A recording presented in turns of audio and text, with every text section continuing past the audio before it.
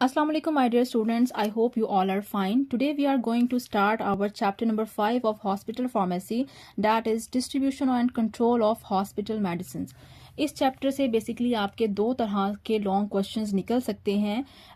एक क्वेश्चन है कि डिस्ट्रीब्यूशन कैसे करते हैं हॉस्पिटल के अंदर जो मेडिसिन होती हैं। सेकंड क्वेश्चन ये आता है कि आप उन मेडिसिन को कंट्रोल कैसे करते हैं। तो डिस्ट्रीब्यूशन का क्वेश्चन आपसे अलग पूछा जाता है और कंट्रोल ऑफ हॉस्पिटल मेडिसिन का क्वेश्चन आपसे अलग पूछा जाता है। तो सबसे पहले हम स्टार्ट करेंगे distribution of hospital medicine. Distribution से मुराद है कि हॉस्पिटल के अंदर जो मेडिसिन हैं उनको किस तरह से पेशेंट तक पहुंचाया जाता है। डिस्ट्रीब्यूट का मतलब होता है तकसीम किया जाता है। अब आपके पास दो तरह के पेशेंट्स हैं, एक है इन पेशेंट और एक है आउट पेशेंट। तो हम देखेंगे कि इन पेशेंट तक मेडिसिन को कैसे डिस्ट्रीब्यूट किया जाता है, पहुंचाया जाता है, और आउट पेशेंट तक जो मेडिसिन हैं उनको कैसे डिस्ट्रीब्यूट किया जाता है और किस तरह के सिस्टम्स हम इस्तेमाल करते हैं मेडिसिन को तकसीम करने के लिए।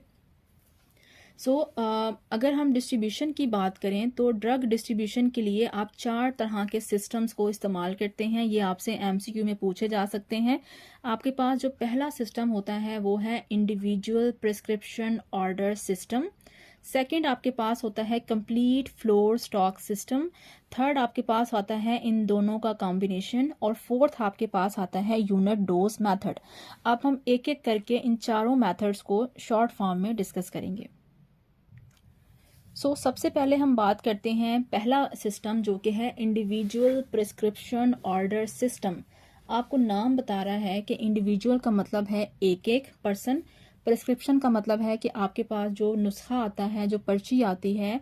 ऑर्डर सिस्टम का मतलब है कि जो भी पर्ची आपके पास आ रही है आपने उस पर्ची को इंडिविजुअली हर पेशेंट के लिए अलग से उसके मुताबिक मेडिसिन जो है वो तैयार करनी है।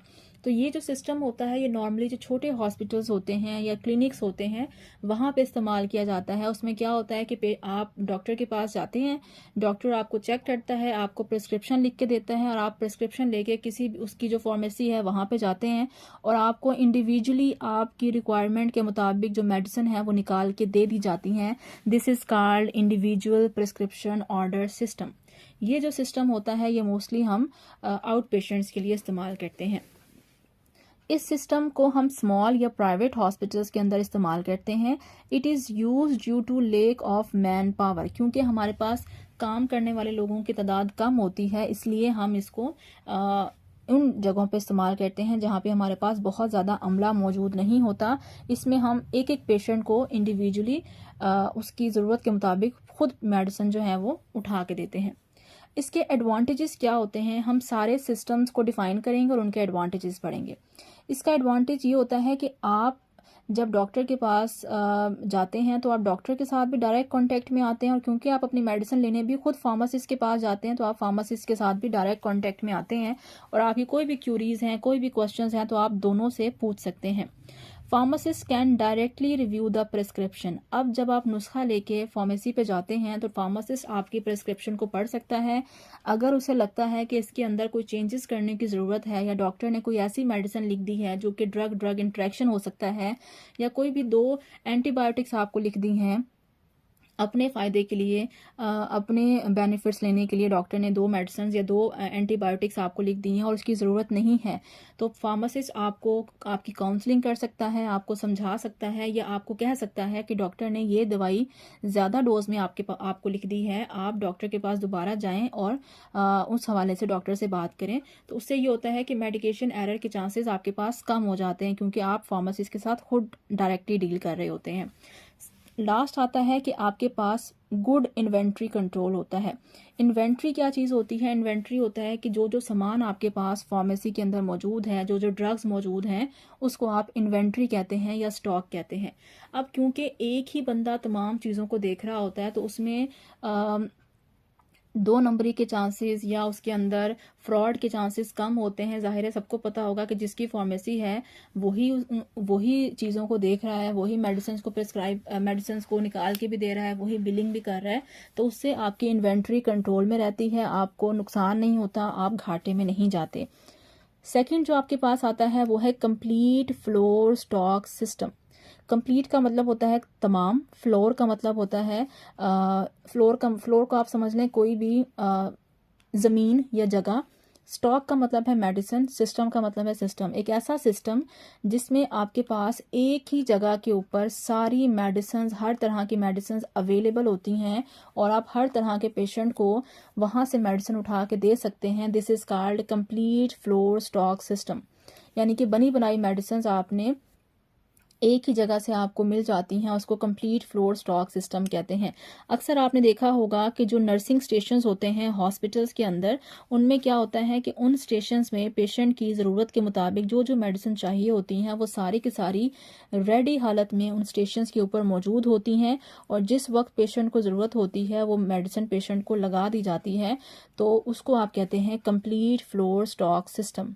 ये सिस्टम हम गवर्नमेंट हॉस्पिटल्स में इस्तेमाल करते हैं। इसमें हमारे पास हर तरह की मेडिसिन जो हैं वो एक ही जगह पे अवेलेबल होती है, हमें मुख्तलिफ जगहों पे नहीं जाना पड़ता।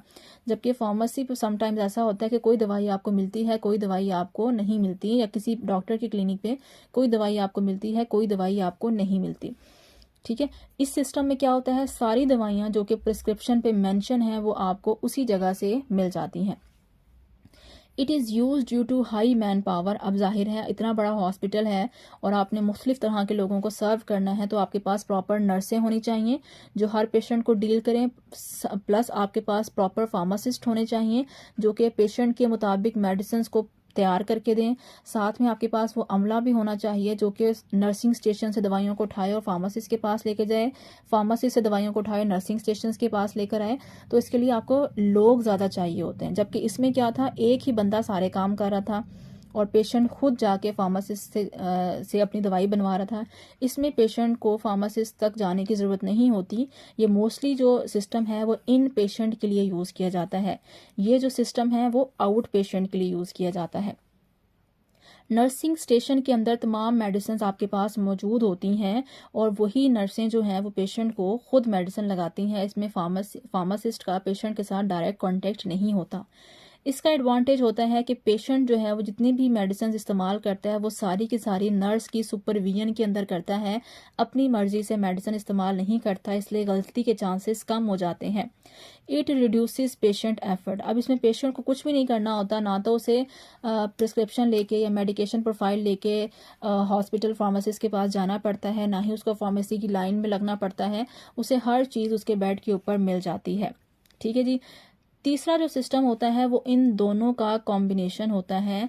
वो कहते हैं कि ज़्यादातर हॉस्पिटल में आजकल यही सिस्टम यूज़ किया जाता है, जैसे कि हमने बात की पिछले लेक्चर्स के अंदर कि हमारे हॉस्पिटल्स के अंदर मोस्टली क्या होता है कि एक फार्मेसी होती है, वहाँ पे इन पेशेंट को भी ट्रीट किया जा रहा होता है और आउट पेशेंट को भी ट्रीट किया जा रहा होता है। तो आज के दौर में आप जितने भी हॉस्पिटल्स देखते हैं उनके अंदर ये दोनों सिस्टम्स एक ही इदारे के अंदर काम कर रहे होते हैं, जबकि जो पहला टाइम था, आज से आप 100 साल पहले चले जाएं तो ऐसा नहीं था। This system is mostly use now days. आजकल इस सिस्टम को ज़्यादा इस्तेमाल किया जाता है। इसमें आपको मैन पावर ज़्यादा चाहिए। क्यों? क्योंकि आपके पास वो लोग जो इन पेशेंट को ट्रीट कर रहे होंगे, फार्मासिस्ट वो अलग होने चाहिए, उसकी मेडिसिन को जो उठा के दे रहा होगा वो लोग अलग चाहिए। इसी तरह से जो आउट पेशेंट को डील कर रहे होंगे लोग और फार्मासिस्ट वो आपको अलग चाहिए। तो आपको लोगों की तादाद ज़्यादा चाहिए होती है और ये सिस्टम ज़्यादातर गवर्नमेंट हॉस्पिटल्स के अंदर इस्तेमाल किया जाता है क्योंकि वहाँ पे इन पेशेंट को भी ट्रीट किया जा रहा होता है और आउट पेशेंट को भी ट्रीट किया जा रहा होता है। जबकि जो आपके प्राइवेट क्लिनिक्स होते हैं वहाँ पे मोस्टली इस तरह की सर्विसेज जो हैं वो प्रोवाइड की जा रही होती हैं। इसका फ़ायदा क्या होता है कि इससे आप इन पेशेंट और आउट पेशेंट दोनों को डील कर सकते हैं।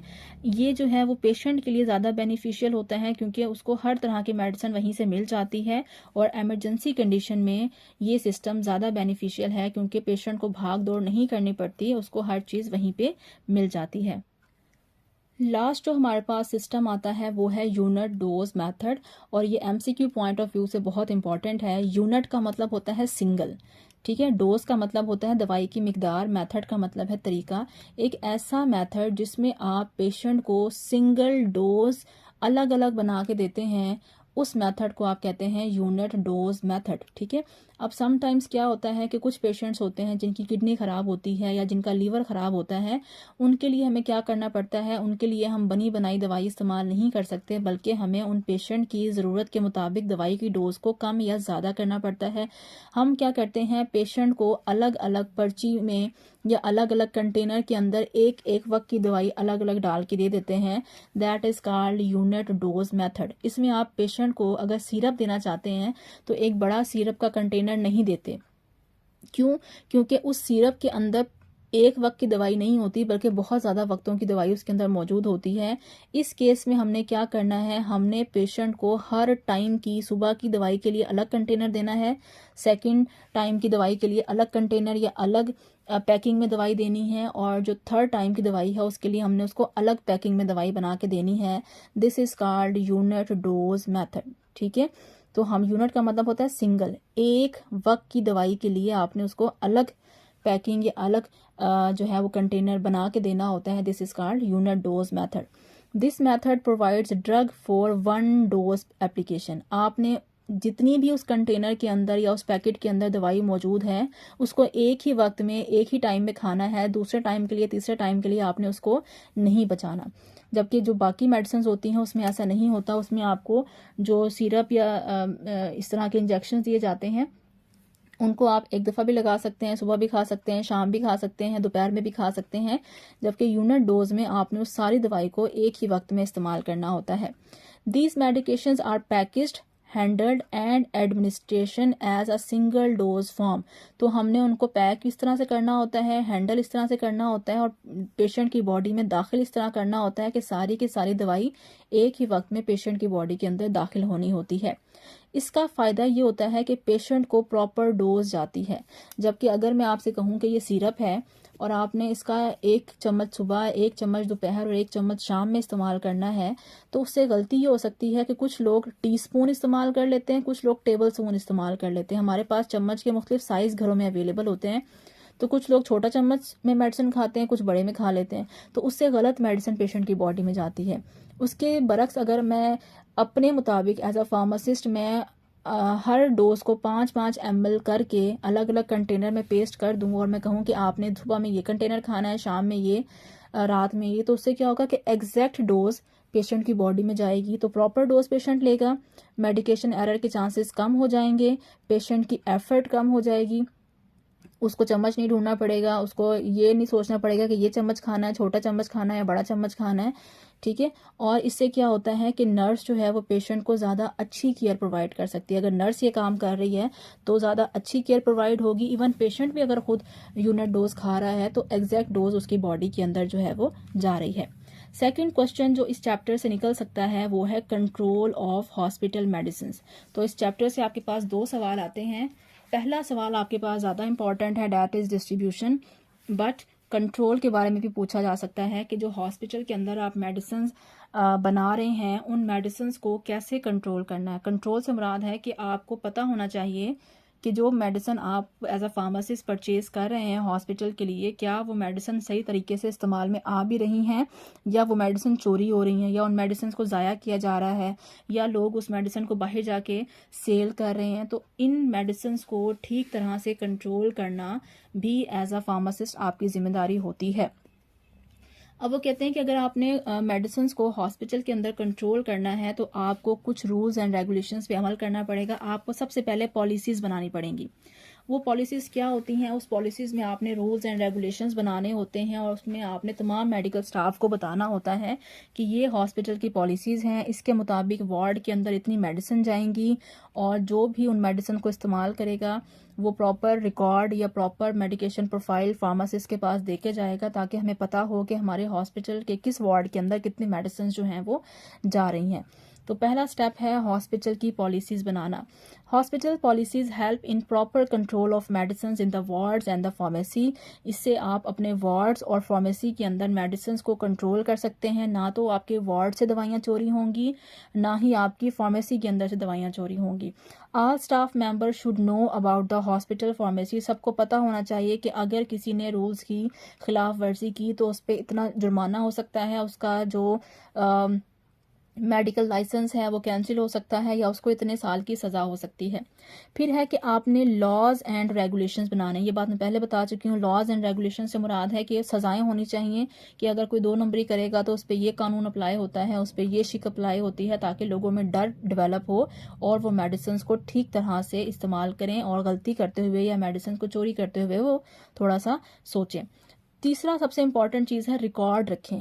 अगर आप एज अ फार्मासिस्ट कोई भी दवाई वार्ड के अंदर पहुंचा रहे हैं या आउट पेशेंट को दे रहे हैं तो आपने क्या करना है, आपने प्रॉपर रिकॉर्ड रखना है। रिकॉर्ड हम कैसे रख सकते हैं कि अगर आप आउट पेशेंट को दवाइयां दे रहे हैं तो आप आउट पेशेंट की जो प्रिस्क्रिप्शन है जिसके ऊपर दवाई डॉक्टर ने लिख के दी है वो प्रिस्क्रिप्शन आप अपने पास रखेंगे ताकि आप एट द एंड चेक कर सकें कि हमारे कितनी दवाइयाँ हमने खरीदी थी, हमारे पास कितनी प्रिस्क्रिप्शंस आई हैं और उस प्रिस्क्रिप्शंस के मुताबिक हमने पेशेंट को कितनी दवाइयां दी हैं और कितनी दवाइयां ऐसी हैं जो कि प्रिस्क्रिप्शन में नहीं है लेकिन वो निकल गई हैं। तो इससे आपको आइडिया होता है कि सेफली दवाइयां इस्तेमाल हो रही हैं या उनमें कोई गलती हो रही है।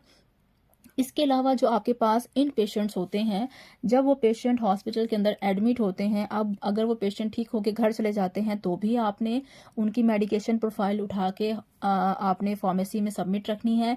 खुदा ना खास्ता अगर उनकी डेथ भी हो जाती है तो डेथ के बाद भी उनकी मेडिकेशन प्रोफाइल उठा के आपने अपने पास सेव रखनी है ताकि एट द एंड आप चेक कर सकें कि इस पेशेंट के ऊपर हमारी कितनी मेडिसिन लगी है और हमने कितना रिकॉर्ड मंगवाया था, कितनी दवाइयाँ मंगवाई थी और कितनी दवाइयाँ हमारी जो है इस मंथ इस्तेमाल हुई हैं।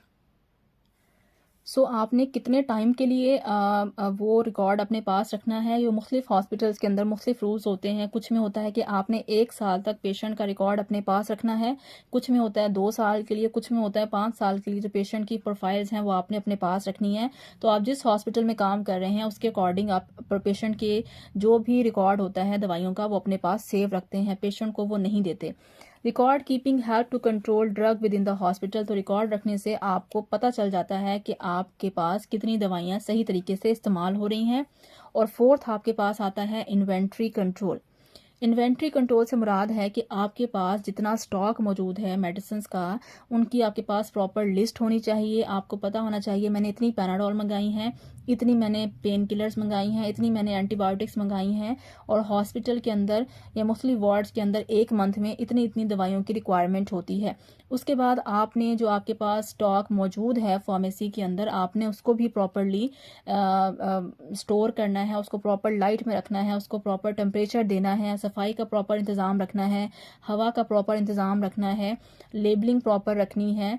ठीक है, तो ये तमाम चीज़ें क्या करती हैं आपकी इन्वेंट्री को कंट्रोल करने में अहम किरदार अदा करती हैं। तो यहाँ पे आपका चैप्टर नंबर 5 होता है ख़त्म। हॉस्पिटल फार्मेसी का एक चैप्टर हमारे पास रह जाता है, डैट इज़ चैप्टर नंबर 6। सो इस चैप्टर में से चैप्टर नंबर 5 में से अगर आपका कोई भी क्वेश्चन है तो आप मुझसे पूछ सकते हैं। Thank you so much. अल्लाह हाफ़िज़।